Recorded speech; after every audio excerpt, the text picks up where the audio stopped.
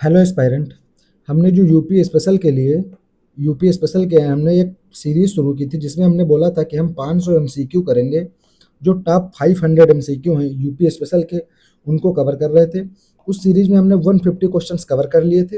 लेकिन आज उसी सीरीज का ये अगला पार्ट है। लेकिन इसमें हम स्टैटिक की क्वेश्चंस कवर ना करके हम जो अभी दृष्टि घटना चक्र की जो मैगजीन आई है उसमें से जो क्वेश्चंस करंट अफेयर्स बेस्ड हैं, यानी यूपी का बजट हो गया या यूपी में जो भी चीज़ें अभी पिछले 1 साल के अंदर घटी हैं, उन चीज़ों के बारे में ये यूपी स्पेशल का वीडियो बना रहा हूँ, ताकि इससे जो क्वेश्चन बन सके, यानी जो क्वेश्चन आपके करंट अफेयर्स के उस 500 की सीरीज में छूटने वाले थे या छूट सकते थे, वो मैं इस वीडियो के माध्यम से आपके साथ कवर करने जा रहा हूँ।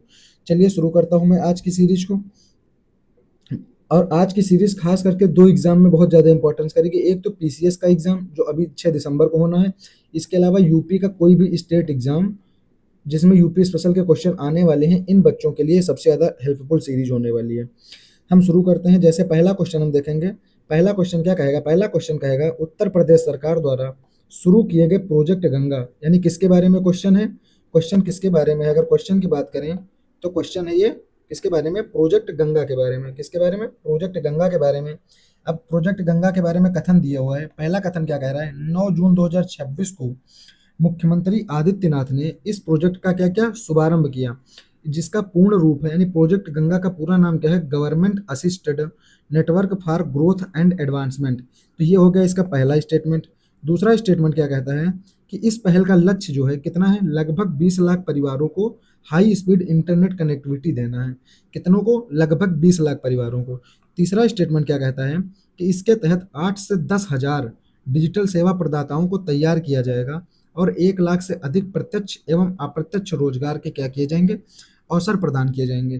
तो इसमें से कौन कौन से स्टेटमेंट सही हैं? तो जो प्रोजेक्ट गंगा है, प्रोजेक्ट गंगा के बारे में हमें क्या क्या याद रखना है कि ये जो प्रोजेक्ट गंगा है इसका शुभारंभ कब होता है? इसका शुभारंभ 9 जून 2026 को किया गया। तो ये जानकारी एकदम सही है। आगे जो इसका पूर्ण रूप दिया गया है, यानी इसका पूरा नाम क्या होगा? वो होगा government assisted network for growth and advancement. तो ये भी सही होगा। तो पहला स्टेटमेंट क्या हो गया? पहला स्टेटमेंट सही हो गया। अगले स्टेटमेंट पर चलते हैं कि जो इसका लक्ष्य है, तो इसका लक्ष्य है 20 लाख परिवारों को हाई स्पीड इंटरनेट कनेक्टिविटी प्रदान करना। तो ये स्टेटमेंट भी क्या है? बिल्कुल सही है। यानी इसका लक्ष्य कितना है? 20 लाख परिवारों को हाई स्पीड इंटरनेट कनेक्टिविटी देना है। अगर तीसरे स्टेटमेंट की बात करें तो जो तीसरा स्टेटमेंट है इसमें क्या कहा गया है? इसमें कहा गया है कि 8 से 10,000 डिजिटल सेवा प्रदाताओं को तैयार किया जाएगा और 1 लाख से अधिक रोजगार के अवसर दिए जाएंगे। तो ये स्टेटमेंट भी सही है। तो इसका एग्जैक्ट उत्तर क्या होगा? इसका एग्जैक्ट आंसर होगा ऑप्शन डी, यानी तीनों तीनों स्टेटमेंट क्या हैं? सही हैं। अगर हम अगले क्वेश्चन की तरफ देखें तो अगला क्वेश्चन क्या है? अगला क्वेश्चन कहता है कि मुख्यमंत्री शहरी विस्तारीकरण या नए शहर प्रोत्साहन योजना, ये एक योजना है कौन सी? शहरी विस्तारीकरण या नए शहर प्रोत्साहन योजना। अब इसके संदर्भ में कह रहा है कौन कौन से कथन सही हैं। तो पहला स्टेटमेंट क्या बनाया गया कि 3 जून 2026 को इसके तहत आगरा, बरेली और प्रयागराज में आधुनिक सैटेलाइट टाउन बसाने के लिए क्या की मंजूरी दी गई। पहला स्टेटमेंट हो गया। अभी सही गलत मैं नहीं कह रहा हूँ, क्या है ये तो आगे बात करेंगे। लेकिन दूसरा स्टेटमेंट क्या कहता है कि इन तीन शहरों के लिए टोटल कितने शहर? 3 शहरों के लिए 355.6 करोड़ रुपया, 355.06 करोड़ रुपए की सीड कैपिटल को क्या दी गई है? मंजूरी दी गई है, जिसमें से 225 करोड़ रुपए की पहली किस्त जारी की जा रही है। अब इसमें कौन कौन से स्टेटमेंट सही हैं? तो इस क्वेश्चन की बात करें अगर हम, तो ये जो क्वेश्चन है मुख्यमंत्री शहरी विस्तारीकरण योजना के ऊपर, तो इसमें अगर जो पहला स्टेटमेंट दिया गया है कि 3 जून 2026 को उत्तर प्रदेश मंत्रिमंडल ने इसके तहत आगरा, बरेली और प्रयागराज, 3 शहर कौन कौन से हैं? आगरा है, बरेली और प्रयागराज में क्या किया है? आधुनिक सैटेलाइट टाउन बसाने की मंजूरी दी है। तो अगर सीधा क्वेश्चन ये स्टेटमेंट वाइज ना बना के अगर ये बना दिया जाए कि मुख्यमंत्री शहरी विस्तारीकरण योजना में कौन कौन से शहर शामिल हैं, तो कौन कौन से शहर शामिल होंगे? आगरा होगा, आगरा हो गया, बरेली हो गया और प्रयागराज हो गया। तो 3 शामिल हैं। तो ये पहला स्टेटमेंट ठीक है, सही भी है कि ये 3 जून 2026 को इसको मंजूरी दी गई है। अगला स्टेटमेंट देखेंगे। इसमें 3 शहरों के लिए 355 करोड़ रुपए का सीड कैपिटल को मंजूरी। बिल्कुल सही बात है, 355 करोड़ रुपए ही है। और जो 225 करोड़ रुपए की किस्त अभी हाल ही में जारी की जा रही है, तो ये भी स्टेटमेंट सही है। तो इसके जो है दोनों स्टेटमेंट सही हो जाएंगे। तो इसका आंसर क्या आएगा? इसका आंसर हो जाएगा ऑप्शन सी। ऑप्शन सी क्या है? इसका करेक्ट आंसर है। अगला क्वेश्चन देखते हैं। अगला क्वेश्चन कौन सा है? अगला क्वेश्चन है क्वेश्चन नंबर 3। क्वेश्चन नंबर 3 क्या कहता है कि उत्तर प्रदेश में नवीन जेलों के निर्माण की मंजूरी के संदर्भ में। कौन सा कथन सही नहीं है, क्या ध्यान देना है, सही नहीं है। जेल बनाई जा रही है, उसके बारे में कौन सा कथन सही नहीं है। पहला स्टेटमेंट क्या है कि 3 जून 2026 को मंत्रिमंडल ने प्रदेश के 5 जिलों में, कितने जिलों में, 5 जिलों में क्या किया है, नवीन जेलों के निर्माण की मंजूरी दी है। ये देखेंगे सही कि गलत है। अगला देखते हैं आगे का स्टेटमेंट कि इन जेलों के निर्माण पर कुल 1470 करोड़ रुपए क्या होगा, खर्च किया जाएगा। ठीक है, लागत आएगी यानी। अगला स्टेटमेंट क्या कहता है, जो 5 जिले हैं उनमें कानपुर, मुरादाबाद, ललितपुर, औरैया और भदोही शामिल हैं। फिर चौथा स्टेटमेंट क्या बनाया गया है कि इन जिलों का जो निर्माण है एक केंद्र सरकार के पूर्ण वित्तीय सहयोग से किया जा रहा है।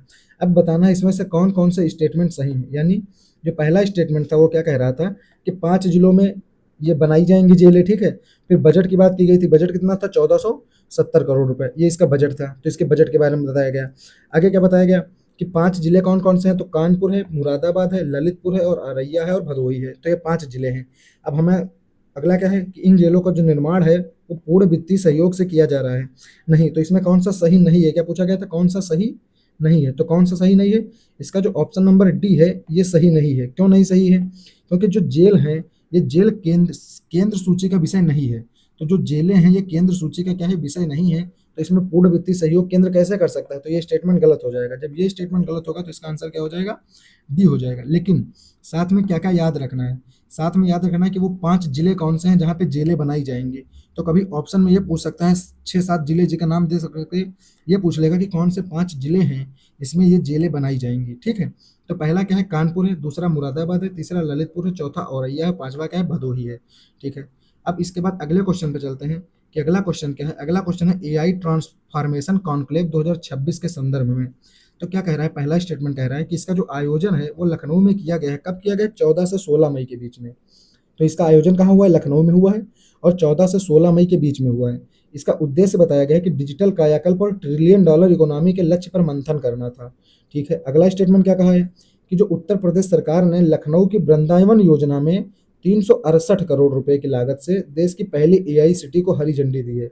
हरी झंडी की कहाँ पे बात कर रहे हैं कि वृंदावन योजना के तहत पहली एआई जो सिटी है उसको हरी झंडी दी गई है, जिसका बजट कितना बताया जा रहा है, 368 करोड़ रुपया। आगे क्या कहता है कि जो तीसरा स्टेटमेंट कहता है कॉन्क्लेव में पहली बार यूपी एआई मिशन के लिए 225 करोड़ रुपए का विशेष बजट है। कितने का, 225 करोड़ रुपए का। कौन सा बजट, यूपी एआई मिशन के लिए। तो इसमें से कौन कौन से स्टेटमेंट सही है, अगर इसकी चर्चा करें हम, तो इसमें से पहला स्टेटमेंट क्या कहता है, पहला स्टेटमेंट कहता है कि एआई ट्रांसफॉर्मेशन कॉन्क्लेव 2026 के संदर्भ में पहला स्टेटमेंट क्या है, पहला स्टेटमेंट इसका आयोजन लखनऊ में है। तो ये क्वेश्चन यहाँ से पूछा जा सकता है कि इसका आयोजन कहाँ है, तो लखनऊ में है। दूसरा कब हो, तो 14 से 16 मई 2026 के बीच में। अगर इसका उद्देश्य की बात करें तो क्या है, डिजिटल कायाकल्प और ट्रिलियन डॉलर इकोनॉमी के लक्ष्य पर क्या करना है, मंथन करना है। इसके अलावा बात करें अगर तो लखनऊ की जो वृंदावन योजना है इसमें 368 करोड़ रुपए की लागत से क्या बनाया जाएगा, पहला एआई सिटी बनाया जाएगा। तो जो देश की पहली एआई सिटी है उसका बजट कितना है, 368 करोड़। और जो उत्तर प्रदेश ने लखनऊ की वृंदावन योजना में क्या किया है, ये हरी झंडी दी है। आगे जो पहली बार यूपी एआई मिशन है इसके लिए कितना बजट रखा गया है, 225 करोड़। तो ये भी स्टेटमेंट सही है। तो इसमें तीनों स्टेटमेंट सही हैं, लेकिन इसके अलावा हमें याद साथ में ये भी रखना है कि जो स्टेटमेंट अलग अलग दिए हैं ये भी याद होने चाहिए। अगर पूछ ले एआई ट्रांसफॉर्मेशन कॉन्क्लेव कहाँ हुआ, तो लखनऊ में। जी सीधा ऐसा ही क्या हो, तीनों स्टेटमेंट के बारे में हमें जानकारी होनी चाहिए।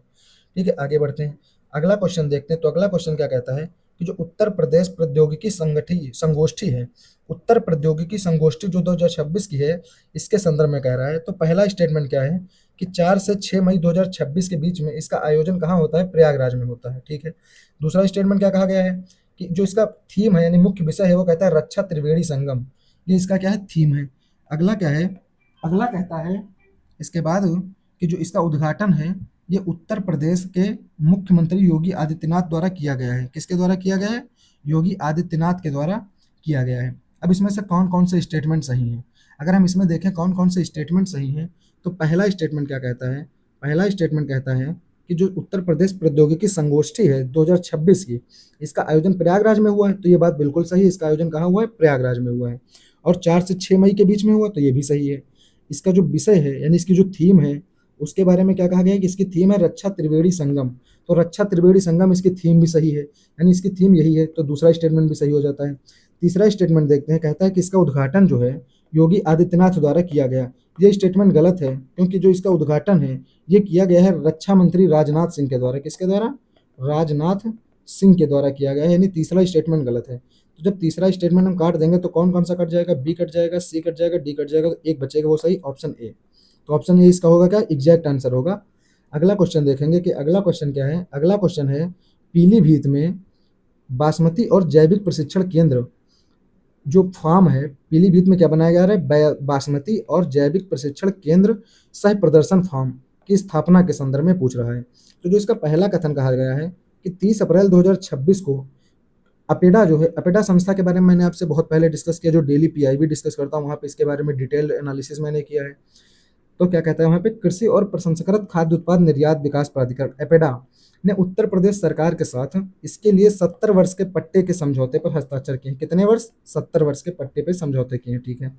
अगला स्टेटमेंट क्या कहता है कि यह केंद्र पीलीभीत के टांडा बिजौसी में स्थापित किया जा रहा है, जो देश का पहला बासमती जैविक प्रशिक्षण प्रदर्शन फार्म होगा। अब इसमें से कौन कौन से स्टेटमेंट सही हैं? तो अगर हम बात करें, ये क्वेश्चन था कि जो पीलीभीत में बासमती और जैविक प्रशिक्षण केंद्र और सह प्रदर्शन फार्म की स्थापना हो रही है, इसके बारे में कौन कौन से कथन सही हैं। ठीक है। तो दूसरा स्टेटमेंट ध्यान से देखते हैं पहले कि यह केंद्र पीलीभीत के टांडा बिजैसी में स्थापित किया जा रहा है। भाई क्वेश्चन में ही जब टांडा का जिक्र है, पीलीभीत का जिक्र है, तो स्टेटमेंट में अगर पीलीभीत का जिक्र है तो क्या होगा? ये तो सही बात हो जाएगी। तो ये तो सही बात हो जाएगी लॉजिक से, क्योंकि इसका एग्जैक्ट क्या होगा? टांडा बिजौसी में है, कहाँ है ये तो कोई नहीं बता पाएगा। भाई एग्जैक्ट कौन बताएगा? इस गाँव में है, यहाँ पे है, यहाँ है, ये नहीं। लेकिन इसके साथ ही मुझे क्या पता है कि पहला स्टेटमेंट, पहला पार्ट तो सही है कि पीलीभीत में है। दूसरा क्या कहता है इसी का कि जो देश का पहला बासमती जैविक प्रशिक्षण प्रदर्शन फार्म है, ये भी सही है। अब पहला स्टेटमेंट देखते हैं कि जो 2026 को, अप्रैल 2026 को क्या किया गया? एपेडा ने क्या किया है? 70 वर्ष के पट्टे पर समझौता किया है। तो ये बात बिल्कुल सही है। कितने वर्ष के पट्टे पर समझौता किया है? तो 70 वर्ष का जो पट्टा है उस पर समझौता किया है।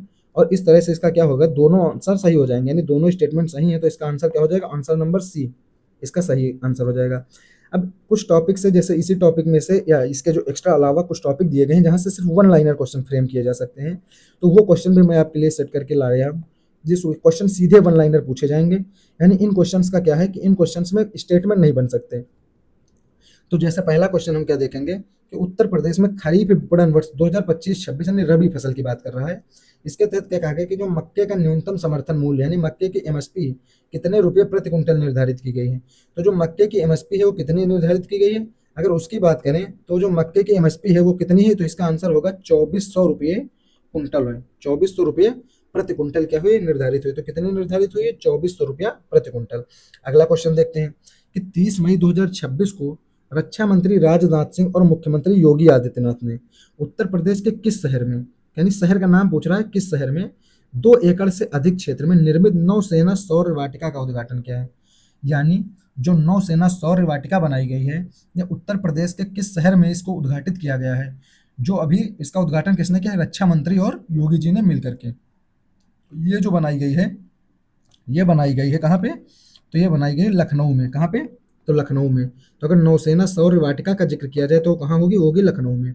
अगला क्वेश्चन देखते हैं कि अगला क्वेश्चन क्या कहेगा। अगला क्वेश्चन कहता है 6 से 7 मई 2026 को फ्रूट होराइजन 2026 एक कार्यक्रम आयोजित हुआ है। कौन सा? Fruit horizon 2026।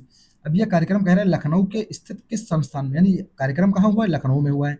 तो एक क्वेश्चन तो क्वेश्चन से ही क्वेश्चन क्या बनाया जा सकता है कि जो फ्रूट होराइजन कार्यक्रम है ये कहाँ हुआ? तो ये लखनऊ में हुआ है। अब कब हुआ है? 6-7 मई 2026 को है। लेकिन अगर संस्थान की बात की जाए तो संस्थान होगा केंद्रीय उपोष्ण कटिबंधीय बागवानी संस्थान। कहाँ पे हुआ है?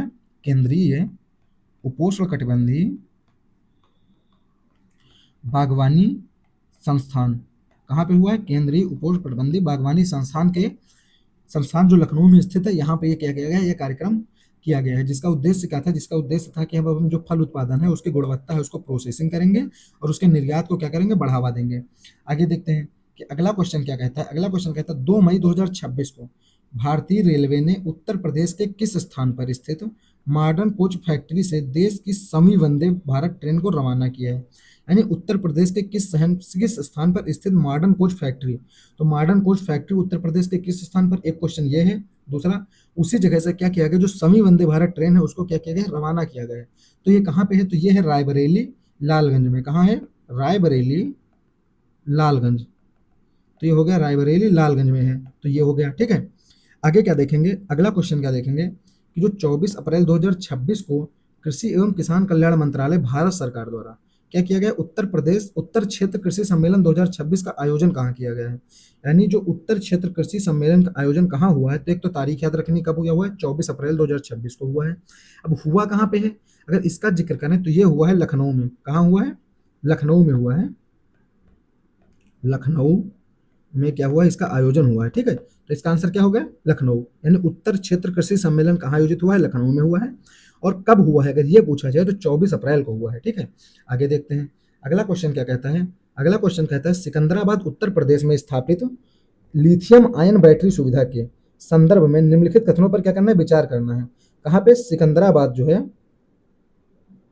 सिकंदराबाद उत्तर प्रदेश में स्थापित लिथियम आयन बैटरी निम्नलिखित कथनों पर क्या करना है, विचार करना है। यानी स्टेटमेंट वाइज क्वेश्चन आ गया।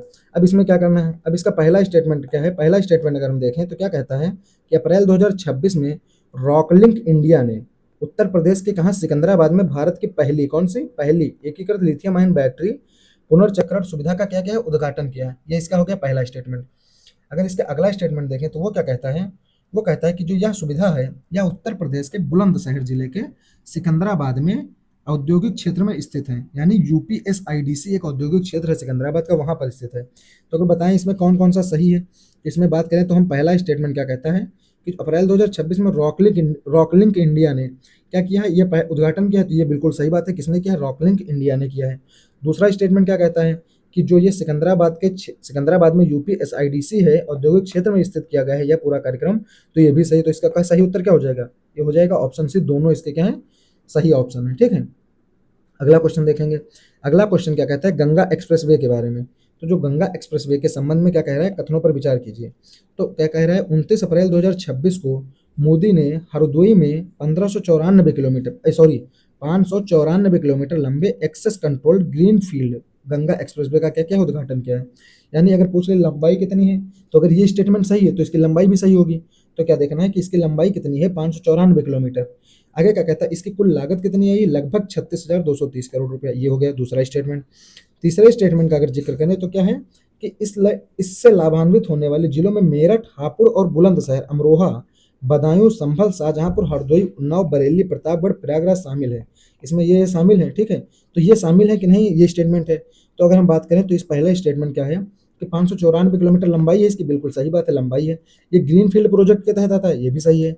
और 29 अप्रैल 2026 को इसका उद्घाटन हुआ, ये भी सही है। दूसरा क्या है, इसकी लागत जो है 36,000 है, ये भी सही बात कही गई कि इसकी लागत इतनी ही आई है। तीसरा स्टेटमेंट भी सही है। कौन कौन से शहर आएंगे इसमें, जिले आएंगे, मेरठ, हापुड़, बुलंदशहर, अमरोहा, संभल, बदायूं, शाहजहांपुर, हरदोई, उन्नाव और रायबरेली, प्रतापगढ़ और प्रयागराज। तो इसमें कौन सा हो जाएंगे, ऑप्शन डी यानी सारे सही हैं। अगला देखते हैं क्वेश्चन नंबर जो 4 है, इसी में सीरीज का आगे बढ़ते हैं। तो देखेंगे कि जो गोरखपुर में क्या है, विकास परियोजनाएं चालू की गई हैं। अब उसके संदर्भ में कह रहा है कौन सा सही नहीं है, क्या नहीं, नहीं है। तो यहाँ पे योगी आदित्यनाथ ने गीडा लगभग 3.5 एकड़ भूमि पर 20 करोड़ रुपए की लागत से निर्मित सॉफ्टवेयर टेक्नोलॉजी पार्क का क्या उद्घाटन किया है, जिसे एसटीपीआई द्वारा विकसित किया जाएगा। यानी गोरखपुर की बात कर रहे हैं, जो गोरखपुर में है वहां पे 3.5 एकड़ भूमि पर 20 करोड़ रुपए की लागत से निर्मित क्या किया गया, सॉफ्टवेयर टेक्नोलॉजी पार्क का उद्घाटन किया गया है। क्या कह रहा है, जिसे एसटीपीआई द्वारा विकसित किया गया है। अगला स्टेटमेंट क्या कहा जाता है, अगला स्टेटमेंट क्या है कि जो गोरखपुर शहर को सोलर सिटी के रूप में विकसित करने हेतु तो चिलुआताल में 50 मेगावाट क्षमता का फ्लोटिंग सोलर प्लांट को मंजूरी दी गई है। आगे देखते हैं अगला क्या कहता है कि जो गोरखपुर है वहां पे लगभग 500 करोड़ रुपए की लागत से उत्तर भारत के पहले समर्पित उत्तर प्रदेश वानिकी एवं औद्योगिकी विश्वविद्यालय की क्या की जाएगी, स्थापना की जाएगी। चौथा स्टेटमेंट क्या है कि 2025 को गोरखपुर में टोरेंट समूह के उत्तर प्रदेश के पहले ग्रीन हाइड्रो संयंत्र का क्या किया गया, लोकार्पण किया गया है। तो अब इसमें कौन सा सही नहीं है, अगर इसकी बात करें तो जो पहला स्टेटमेंट है कि वहां पे गीडा में लगभग 3.5 एकड़ की भूमि पर 20 करोड़ रुपए की लागत से सॉफ्टवेयर टेक्नोलॉजी पार्क बनाया जाएगा, तो ये बात सही है, ये स्टेटमेंट सही है। ठीक है, और जिसका विकास किसके द्वारा किया जाएगा, एसटीपीआई के द्वारा। अगला स्टेटमेंट क्या है कि गोरखपुर शहर को सोलर सिटी के रूप में विकसित करने हेतु तो चिलुआताल में 50 मेगावाट का फ्लोटिंग प्लांट बनाया जाएगा। तो ये स्टेटमेंट गलत है। गलत क्यों है कि यहाँ पे 50 मेगावाट का नहीं बनाया जाएगा, वो कितने मेगावाट का बनाया जा रहा है, वो बनाया जा रहा है 20 मेगावाट का। कितने मेगावाट का, 20 मेगावाट का। तो क्या याद रखना है, चिलुआताल तो गोरखपुर में ही है, तो चिलुआताल में तो बन रहा है सोलर सिटी के रूप में क्या बनाया जा रहा है, फ्लोटिंग सोलर प्लांट बनाया जा रहा है, लेकिन उसकी क्षमता कितनी है, वो क्षमता है 20 मेगावाट की। ठीक है, जो तीसरा स्टेटमेंट है वो सही हो जाएगा। भाई, क्योंकि इसमें गलत छाटना था, तो गलत कौन सा हो गया, बी हो गया, बी भी चाहिए। आगे देखते हैं अगला क्वेश्चन। अगला क्वेश्चन क्या कहता है निवेश मित्र के बारे में, कि जो निवेश मित्र हैं, अब निवेश मित्र 3.0 डिजिटल प्लेटफॉर्म के संदर्भ में निम्नलिखित कथनों पर क्या करना है, विचार करना है। क्या कहता है पहला स्टेटमेंट कि 24 मार्च 2026 को मुख्यमंत्री योगी आदित्यनाथ ने इस एआई आधारित सिंगल विंडो पोर्टल का क्या किया है, शुभारंभ किया है। यानी डिजिटल प्लेटफॉर्म निवेश मित्र 3.0 क्या है, एक डिजिटल प्लेटफॉर्म है। अब ये क्या है, एआई आधारित सिंगल विंडो पोर्टल है। स्टेटमेंट के अकॉर्डिंग सही गलत तो अभी बाद में डिस्कस होगा, क्या है सही है गलत है, पर स्टेटमेंट ये कह रहा है। आगे क्या कह रहा है अगला स्टेटमेंट, इसने 43 से अधिक विभागों की 530 से अधिक सेवाओं को सरल बनाकर 200 से कम सेवाओं में क्या कर दिया है, समेकित कर दिया है। तो इसमें से कौन कौन से सही, तो इसमें दोनों सही है।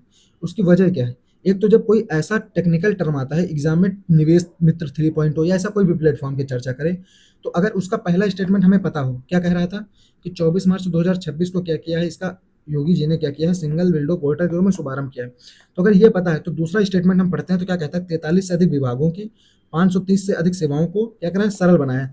तो ऐसा कोई भी पोर्टल बनाया जाता है, तो अगर इसके रिस्पेक्ट में क्या पॉजिटिव स्टेटमेंट दिया गया है, तो मोस्टली चांस क्या है कि वो सही होगा। उसकी वजह क्या है, उसकी वजह ये है कि जब कोई भी पोर्टल हम बनाते हैं, कोई भी हम प्लेटफॉर्म बनाते हैं, तो हम इसीलिए तो बनाते हैं कि चीजें सरल हो जाए, ना कि चीजें जटिल हो जाए।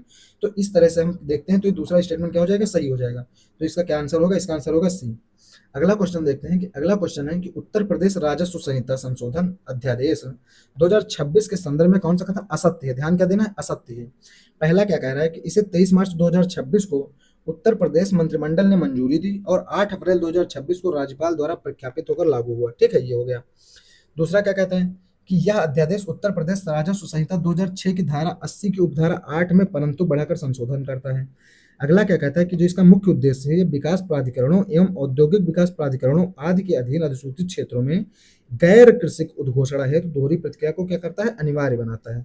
अगला क्या कहता है कि इस संशोधन से निवेशकों या हेतु गैर कृषिक उद्घोषणा को सरलीकरण हो जाएगा। तो अगर हम चौथे ऑप्शन की तरफ देखते हैं, तो हमें पता नहीं क्या सही क्या गलत, लेकिन चौथा स्टेटमेंट पॉजिटिविटी की बात करता है कि जो है ये चीजें सरलीकृत हो जाएंगी। तो भैया अगर एक्ट में संशोधन किया गया है और नया एक्ट उसको डिजाइन किया जा रहा है, तो क्या करने के लिए, सरल करने के लिए, ना कि जटिल करने के लिए। तो एक चीज कंफर्म थी कि डी तो गलत नहीं होगा, डी मान लेते हैं हम कि सही होगा। अब बचेंगे ए बी सी, इसमें से देखना है कौन सा गलत होगा। तो इसमें गलत होगा वो होगा सी। क्यों, क्योंकि जो इसका उद्देश्य है वो क्या है, निवेशकों को, इसका उद्देश्य क्या है, निवेशकों को दोहरी, कहाँ गया, सी गया ये। इसका मुख्य उद्देश्य क्या है, विकास प्राधिकरणों एवं औद्योगिक विकास प्राधिकरणों आदि के अधीन अनुसूचित क्षेत्रों में गैर कृषि उद्घोषणा है दोहरी प्रक्रिया को अनिवार्य बनाना है। लेकिन इसका उद्देश्य क्या रखा गया है कि जो निवेशक है उनको दोहरी प्रक्रिया का सामना ना करना पड़े और गैर कृषिक उद्घोषणा को क्या करना, सरलीकरण हो सके। तो भाई डी में तो गैर कृषि उद्घोषणा का सरलीकरण की बात है, तो ये सही हो गया। लेकिन यहाँ क्या कह रहा है, अनिवार्य बनाता है दोहरी प्रक्रिया को। तो भैया अगर कोई भी एक्ट आया है तो दोहरी प्रक्रियाओं को जटिल बनाने मतलब अनिवार्य क्यों बनाए, वो तो चाहेगा ना कि सिंगल विंडो की तरह सारे काम हो जाए, एक ही जगह पर जाओ और सारे काम हो जाए, तो वो तो हमेशा यही चाहेगा। तो इसलिए इसमें कौन सा गलत हो जाए, इसका सी ऑप्शन जो है वो गलत हो जाएगा, ठीक है। अगला देखते हैं। अगला क्वेश्चन क्या कहता है कि उत्तर प्रदेश में क्या है, उत्तर प्रदेश में गेहूं क्रय नीति, कौन सी नीति, गेहूं क्रय नीति, गेहूं क्रय नीति के संदर्भ में निर्धारित न्यूनतम समर्थन मूल्य कितना है। किसके संदर्भ में, गेहूं क्रय नीति, यानी गेहूं के लिए जो एमएसपी निर्धारित की गई वो कितनी है। तो गेहूं के लिए 2585 रुपया प्रति क्विंटल क्या है, एमएसपी निर्धारित की गई है, ये हो गया। अगला देखते हैं, अगला क्या है, अगला क्वेश्चन है कि जो ग्रेटर नोएडा में मल्टी मॉडल लॉजिस्टिक क्या है, ग्रेटर नोएडा में मल्टी मॉडल लॉजिस्टिक और तकनीकी पहलों के संदर्भ में क्या है, निम्नलिखित कथनों पर क्या करना है, विचार करना है, ठीक है। क्या कहता है, पहला स्टेटमेंट क्या कह रहा है कि Uttar Pradesh multi modal logistic park नीति 2024 के तहत 174.12 एकड़ भूमि पर क्या किया जाए, इसकी स्थापना को मंजूरी दी गई है। अगला स्टेटमेंट क्या कहेगा, कहता है जिसमें न्यूनतम 1000 करोड़ रुपए के निवेश वाली परियोजनाएं जो उनको क्या मिलेगा, उनको प्रोत्साहन मिलेगा, ये हो गया, ठीक है। आगे क्या कहता है कि जनवरी 2026 में, ये दूसरा स्टेटमेंट है, जनवरी 2026 में ग्रेटर नोएडा के government institute of medical sciences में भारत की पहली सरकारी अस्पताल आधारित एआई क्लिनिक शुरू की गई। कहाँ पे शुरू की गई है भैया, ग्रेटर नोएडा के government institute of medical science में क्या शुरू की गई, भारत की पहली अस्पताल आधारित एआई क्लिनिक। आगे देखते हैं तीसरा स्टेटमेंट क्या कहता है। 11 नवंबर 2025 को ग्रेटर नोएडा स्थित एनटीपीसी के अनुसंधान एवं विकास केंद्र नेत्र, कौन सा केंद्र, नेत्र में भारत की सबसे बड़ी और पहली 3 मेगावाट प्रति घंटा क्षमता वाली वनेडियम रेडॉक्स फ्लो फैक्ट्री प्रणाली का उद्घाटन किया गया है। कह रहा है अब इसमें से कौन कौन से सही हैं ये बताना है। तो इसमें से कौन कौन से सही हैं, इसमें से सारे सही हैं। क्यों? अब सारे सही, मैंने तो उत्तर बता दिया, पर आपको याद क्या क्या रखना है एग्जाम में वो मैं आपको बताता हूँ। आपको सबसे पहली चीज याद रखनी है कि जो भारत की पहली सरकारी अस्पताल आधारित एआई क्लिनिक है वो कहाँ है? वो है नोएडा के government institute of medical science में, ये याद रखना है। दूसरा क्या याद रखना है? दूसरा ये याद रखना है कि ये जो भारत की सबसे बड़ी और पहली 3 मेगावाट प्रति घंटे की क्षमता वाली वनेडियम रेडॉक्स बैटरी प्रणाली का क्या किया गया? उद्घाटन किया गया। कहाँ पे? तो ये नोएडा में है, तो ये भी याद रखना है। ये दो चीजें, ये भी नोएडा में, वो भी नोएडा में है, तो इसका आंसर क्या हो जाएगा? आंसर डी हो जाएगा। आगे देखते हैं जो कि उत्तर प्रदेश सरकार की नवयुग पालिका योजना। अब नवयुग पालिका योजना किस सरकार द्वारा लॉन्च की गई? तो उत्तर प्रदेश सरकार के द्वारा। पहला क्वेश्चन हो गया। ये तो सही भाई, क्वेश्चन तो सही दिया होगा एग्जाम में, तो ये क्या होगा? अगर हम ये देखें तो ये तो सही हो गया। आगे देखते हैं कि अगला पहला स्टेटमेंट पढ़े। अगर 23 मार्च 2026 को स्वीकृत हुई है यह योजना, और कह रहा है जनपद मुख्यालय के नगरीय निकायों यानी नगर निगम को छोड़कर विकसित करने हेतु लाई गई है। ये बात क्या कह रहा है कि जो नगर निगम है उनको छोड़ करके इसका विकास की बात की गई है। आगे कहता है कि जो इस योजना की समयावधि है वो 5 वर्ष यानी 2029 से 30 तक तय होगी, यानी 25 से कब तक लेकर 25 से 30 तक की इस योजना की क्या है? समयावधि तय की जाएगी। तीसरा स्टेटमेंट क्या कहता है? तीसरा स्टेटमेंट कहेगा कि योजना में शामिल 58 नगरीय निकाय हो तो प्रतिवर्ष 583 करोड़ रुपया और 5 वर्ष में टोटल लगभग 3000 करोड़ रुपया की धनराशि का व्यय भार संभावित है। चौथा स्टेटमेंट कहता है कि यह योजना क्या है? पूर्णतः राज्य सरकार द्वारा वित्त पोषित है। बस अब क्या देखते हैं इसमें से कौन कौन से सही हैं। अगर हम इसमें बात करें कौन कौन से सही हैं, तो इसमें सारे सही हैं। क्यों? क्योंकि भैया जो ये योजना है, कौन सी योजना है? नवयुग पालिका योजना। एक तो स्टेट गवर्नमेंट की योजना है, तो स्टेट गवर्नमेंट की योजना है, पूर्णतः राज्य सरकार द्वारा वित्त पोषित है, ये बात सही है।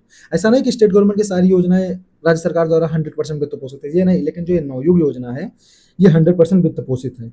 ये चीज हो गई। दूसरी चीज क्या हो गई? अब इस योजना की जो समयावधि है वो 5 वर्ष है। तो हमें कुछ चीजें जो एग्जाम के लिए सबसे ज्यादा जरूरी याद रखनी है वो क्या है? एक तो समयावधि कितनी है? 5 वर्ष है। पूर्णतः राज्य सरकार द्वारा वित्त पोषित है, ये याद होना चाहिए। इसका टोटल बजट 5 साल में लगभग 3000 करोड़ के आसपास है, ये याद होना चाहिए। इतना याद है अगर तो ये सवाल बना लेंगे हम एग्जाम में, क्योंकि मैंने तो 4 स्टेटमेंट आपके लिए सेट किए हैं। क्यों सेट किए हैं? ताकि कोई भी चीज़ किसी भी तरह से अगर घुमा के आती है तो भी आप सही कर पाएँ। ये ना हो कि अगर कोई भी चीज़ वहाँ फैक्चुअल पूछ ली जाती है, मान लीजिए यही पूछ लेता है कि 23 मार्च 2026 को लाई गई, तो इसलिए दे दिया कि अगर आप सुने रहे होंगे या आपने 1-2 बार इस वीडियो को देखा होगा 3 बार, तो ये चीज़ें आपके मन में वहाँ पे रिकॉल आ जाएँगी। आपका दिमाग तुरंत इन चीज़ों को पकड़ेगा, तो ये चीज़ें सही हो जाएँगी। क्योंकि हो सकता है एक स्टेटमेंट ऐसा बना दे एकदम फैक्ट के बेस पे, तो वो चीज़ें सही कर पाएँ आप। आगे देखते हैं कि उत्तर प्रदेश ब्रज तीर्थ विकास परिषद, क्या उत्तर प्रदेश ब्रज तीर्थ विकास परिषद की पहल पर भारत का पहला राष्ट्रीय गौ संस्कृति संग्रहालय कहाँ स्थापित किया जा रहा है? तो राष्ट्रीय गौ संस्कृति संग्रहालय कहाँ स्थापित किया जा रहा है भैया? तो ये स्थापित किया जा रहा है मथुरा में। कहाँ पे? मथुरा में। मथुरा में, क्योंकि इसमें सीधा कहा गया है ब्रज तीर्थ, तो ब्रज मथुरा में, तो ये वैसे भी गेस किया जा सकता है कहाँ पे? मथुरा। तो मथुरा में क्या है?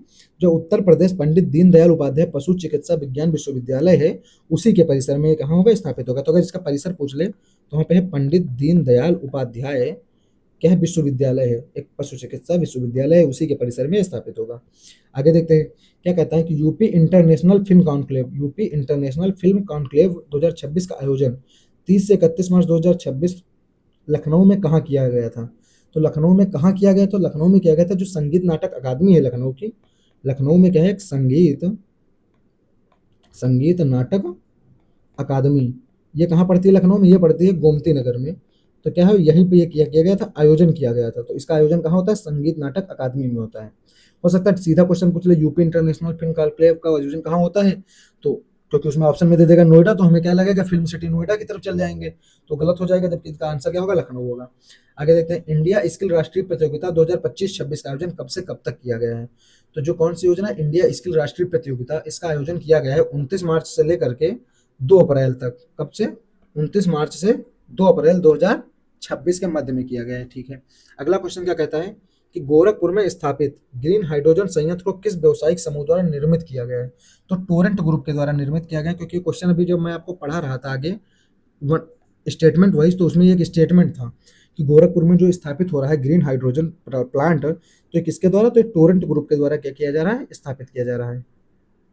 अगला देखते हैं कि अगला क्वेश्चन क्या कहता है कि जो मुख्यमंत्री ग्राम परिवहन योजना है 2026, अब इसके संदर्भ में कौन से कथन सही हैं? तो कहता है 10 मार्च 2026 को गांव को सीधे ब्लॉक, तहसील और जिला मुख्यालय से जोड़ने हेतु इस योजना को मंजूरी दी गई। यानी यह योजना इसलिए लाई गई है कि जो गाँव हैं उनको ब्लॉक, तहसील और जिला के माध्यम से मुख्यालय की सड़कों से क्या कर दिया जाए, जोड़ दिया जाए। दूसरा स्टेटमेंट क्या कहता है कि इस योजना के तहत निजी बस संचालकों को क्या किया गया, अनुबंध पर बस चलाने की अनुमति के साथ-साथ परमिट एवं टैक्स में भी छूट दी जाएगी, ठीक है। तीसरा स्टेटमेंट कहता है कि योजना के अंतर्गत 15 से 28 सीट क्षमता वाले छोटे वाहन लगभग 7 मीटर लंबाई वाले चलाए जाएँगे। तो ये 3 स्टेटमेंट, और चौथा स्टेटमेंट एक और है, वो क्या कह रहा है? वो कह रहा है कि इसमें डीजल, सीएनजी और इलेक्ट्रॉनिक वाहन, जो इलेक्ट्रिक वाहन शामिल होंगे, तथा एनसीआर क्षेत्र में भी केवल डीजल वाहनों को ही चलाने की अनुमति होगी। एनसीआर क्षेत्र में केवल डीजल वाहनों को चलाने की अनुमति होगी। पहली बात, जब हमको कुछ ना पता हो, हम ये क्वेश्चन को करने जाएँ, तो जब चौथा स्टेटमेंट पढ़ेंगे तो वहाँ पे लिखा कि एनसीआर क्षेत्र में केवल डीजल वाहनों, भैया तो डीजल वाहनों को काहे चलाने की अनुमति दी जाएगी? डीजल तो और पॉल्यूटेड है, उससे अच्छा तो सीएनजी की अनुमति दी जाएगी। तो चौथा स्टेटमेंट गलत कर देंगे हम, क्योंकि केवल डीजल की अनुमति क्यों मिलेगी? उससे अच्छा अगर सीएनजी होता तो पॉजिटिविटी भी थी, डीजल तो भैया और पॉल्यूशन फैलाता है, तो डीजल तो नहीं होगा। तो चौथा काट देंगे, तो चौथा काट देंगे तो कौन सा बचेगा? बी बचेगा। तो सीधा आंसर ही निकल आया बी, तो इसका सही आंसर क्या होगा? यही बी हो जाएगा। तो बाकी स्टेटमेंट क्या है? बाकी स्टेटमेंट इसके सही हैं। अगला क्या कह रहा है? अगला क्वेश्चन है, जो मुख्यमंत्री ये ग्राम परिवहन योजना है, इसी के संदर्भ में एक और क्वेश्चन क्या बनाया है कि इसके संदर्भ में क्वेश्चन है कि जो पात्रता मानदंडों के संदर्भ में कौन सा कथन सही है, ठीक है। पहला स्टेटमेंट क्या है कि जो अनुबंधित वाहन हैं, इनके पंजीकरण की तिथि से अधिकतम 8 वर्ष पुराने ही स्वीकार किए जाएंगे। कितने? मैक्सिमम 8 वर्ष। वाहनों का अनुबंध शुरुआत में 10 वर्ष के लिए होगा, जिसे आगे 5 वर्ष के लिए बढ़ाया जा सकता है। दूसरा स्टेटमेंट है। अब कह रहा कौन सा कथन सत्य है, तो इसमें कौन सा सत्य? इसमें दोनों सत्य हैं भैया। क्यों? क्योंकि जो पहला स्टेटमेंट कह रहा है कि पंजीकरण की तिथि से 8 वर्ष पुराने ही स्वीकार किए जाएंगे, तो केवल 8 वर्ष पुराने वाहन ही इसके तहत मान्य है। अगला क्या कह रहा है कि जो अनुबंध है, इसमें शुरुआत के में तो ये 10 वर्ष के लिए मान्य रहेगा, यानी 10 वर्ष के लिए वैलिड है, लेकिन क्या है, इसमें 5 वर्ष की और बढ़ोतरी की जा सकती है, तो टोटल 15 वर्ष की बात की कही गई है, तो ये सही हो जाएगा। अगला क्या देखते हैं, जो नमो भारत आरटीएस और दिल्ली मेरठ नमो भारत कॉरिडोर बनाया जा रहा है। कौन बनाया जा रहा है? नमो भारत आरटीएस और दिल्ली मेरठ नमो भारत कॉरिडोर। कह रहा है इस पे विचार करना है, तो इसमें कौन कौन से सही है, यही कहेगा। तो क्या कहता है, 22 फरवरी 2026 को मोदी ने क्या किया, उत्तर प्रदेश के मेरठ में स्थित शताब्दी नगर नमो भारत स्टेशन से मेरठ मेट्रो और नमो भारत ट्रेन को हरी झंडी दिखाई। कब दिखाई? 22 फरवरी 2026 को। दूसरा स्टेटमेंट क्या कहता है कि पहली बार है कि जब एक ही मंच से एक ही दिन में रैपिड रेल और मेट्रो सेवा दोनों का शुभारंभ किया गया हो, ठीक है। तीसरा क्या है कि 82 किलोमीटर लंबे दिल्ली मेरठ नमो भारत कॉरिडोर को समर्पित किया है। चौथा क्या है कि जो डिजाइन गति है वो 180 किलोमीटर प्रति घंटा है, जो साहिबाबाद, गाजियाबाद, मोदीनगर और मेरठ जैसे शहरों को दिल्ली से जोड़ती है। अब कह रहा है इसमें से कौन कौन से स्टेटमेंट सही है, तो इसमें से चारों स्टेटमेंट सही है। क्यों? क्योंकि जो पहली बार ये हुआ है इतिहास में, अभी तक के पहली बार ये किया गया है भारत में कि जो एक ही मंच से एक ही दिन में, यानी एक ही दिन में रैपिड मेट्रो और मेट्रो सेवा दोनों का क्या किया गया, रैपिड रेल सॉरी और रैपिड मेट्रो दोनों का क्या किया गया है, शुभारंभ किया गया है। तो ये पहली बार हुआ है भारत के इतिहास में। तीसरा स्टेटमेंट तो सही है। और जब हम देखते हैं कि तीसरा सही, तो तीसरा इसमें भी, इसमें भी, इसमें भी है, यानी एक भी ऑप्शन हम एलिमिनेट नहीं कर पाते, यानी तीसरा तो सही था, हम ऑप्शन देखते तो भी हमें पता है कि सही था। आगे देखते हैं कि और कौन सा स्टेटमेंट सही हो सकता है जिसके कारण हम ये एग्जैक्ट आंसर निकाल सकें। तो हम ध्यान देंगे कि जो दूसरा स्टेटमेंट क्या कह रहा है, दूसरा स्टेटमेंट कह रहा है कि सॉरी, दूसरा स्टेटमेंट ये था जो गलत हो गया मुझसे। दूसरा स्टेटमेंट क्या था? दूसरा स्टेटमेंट ये था कि जो एक ही दिन में इनका शुभारंभ किया जा रहा है, तो इसके आधार पर देखते हैं हम, तो सी ऑप्शन कट जाता है, यानी सी तो अब नहीं होगा। अब क्या होगा, दूसरा है, तो यानी जब दूसरा है तो साथ में तीसरा सब में, तो तीसरा ऑटोमेटिक सही है। अब सवाल है चौथा सही है या नहीं है। चौथे की तरफ देखते हैं। जो इसका डिजाइन गति है वो 180 किलोमीटर प्रति घंटा है, जो साहिबाबाद, गाजियाबाद, मोदीनगर और मेरठ जैसे शहरों को दिल्ली से जोड़ेगा। हाँ, क्योंकि दिल्ली के अगल बगल के शहरों को जब दिल्ली से जोड़ा जाएगा तभी तो इसका पूरा बेनिफिट मिल सकता है। तो ये चीज़ें सही हैं। वैसे जब आप मैगजीन पढ़ेंगे तो वहाँ पे लिखा भी है कि ये इसकी डिजाइन गति जो है 180 किलोमीटर प्रति घंटा है। ठीक है, ये हो गया। अगला क्वेश्चन क्या है? अगला क्वेश्चन है जो HCL से संबंधित है। किससे संबंधित है? HCL।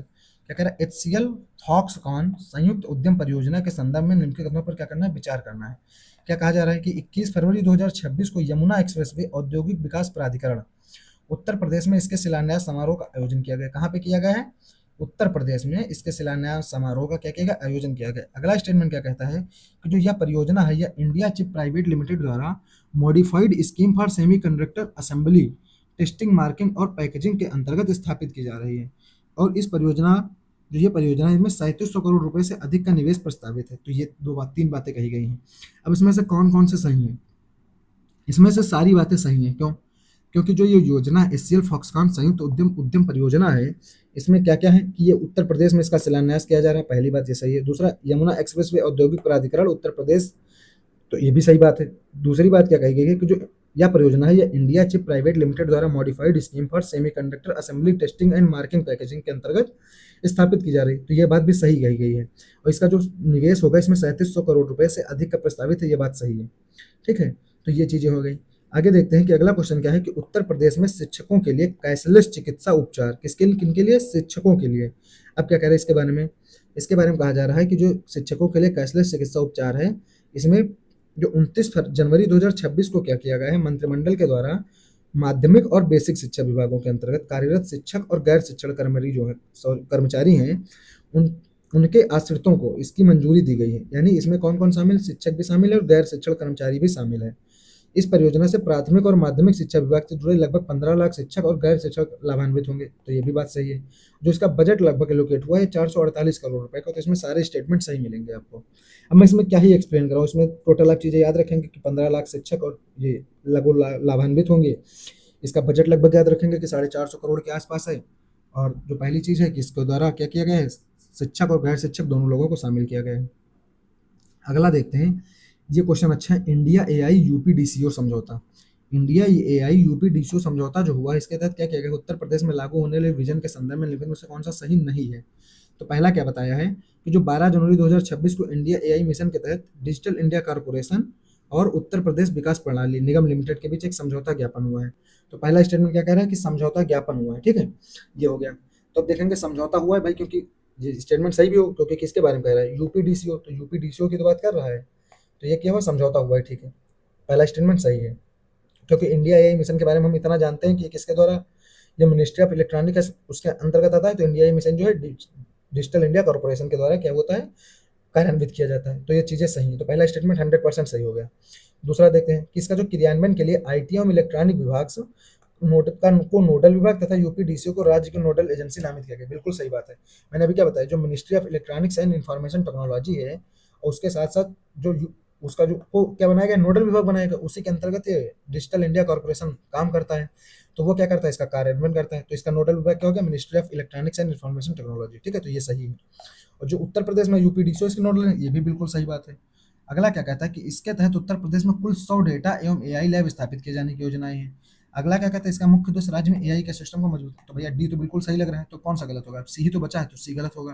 क्योंकि इसमें कुल 100 डेटा नहीं, कुल 65 की बात की गई, कितनी, 65 डेटा एवं एआई लैब स्थापित किए जाएंगे, इसकी चर्चा की गई है इसमें।